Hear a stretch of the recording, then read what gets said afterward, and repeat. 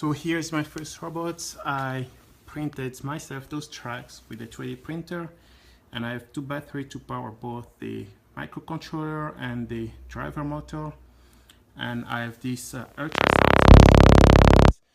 and that is for collision avoidance.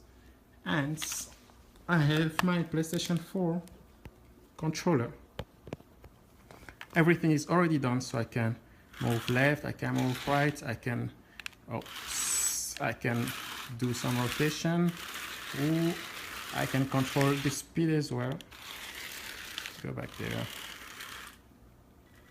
See, I can also control the speed. That's all. I bet I won't play my PlayStation 4 anymore.